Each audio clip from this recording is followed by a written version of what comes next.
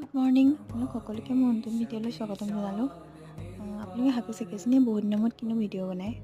মই একচুৱেলি পাহৰিয়ে আছিলোঁ যে মোৰ এটা ইউটিউব চেনেল আছে। ভাবোঁ সদায় ভিডিঅ' দিম, কণ্টিনিউ কৰিম, সদায় ডেইলি মিনি ব্লগ দিম। মোৰ দিয়াই নহয়। ৰাতিপুৱা যিহেতু সোনকালে ডিউটি যাব লাগে, সেইকাৰণে সময় নাপাওঁ। আজি যিহেতু শিৱৰাত্ৰি আছিলে, সেই ভাবিলোঁ ভিডিঅ' এটা বনাওঁ। ৰাতিপুৱা সোনকালে উঠিলোঁ, আন দিনতকৈ অলপ সোনকালে উঠিছোঁ বাৰু। গৰম পানী অলপ কৰি খাই লৈ গা পা ধুই মেলি ডিউটিলৈ গ'লোঁ। ওচৰতে শিৱ মন্দিৰ আছে, তাতে চাকি বন্তি জ্বলালোঁ। তাৰপিছত আকৌ ডিউটিলৈ আহিলোঁ। শিৱৰাত্ৰিত ঘৰলৈ যাবলৈহে মন যায়, যিহেতু মই শিৱসাগৰৰ। এইবাৰ চাগে মোৰ ফাৰ্ষ্ট য'ত মই শিৱৰাত্ৰিত বেলেগত আছোঁহি।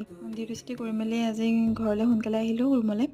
তাৰপিছতে আহি মুখ হাত ধুই লৈ আজি আকৌ মোৰ পায়স খাব মন গ'ল, সেইকাৰণে জনাই নজনাই পায়সকণ বনালোঁ।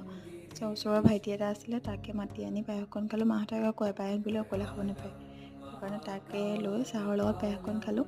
তাৰপিছতে আৰু কি দেখাম, ভিডিঅ'টো এইকেইটা সমাপ্ত কৰিলোঁ। আজিলৈ গুড নাইট।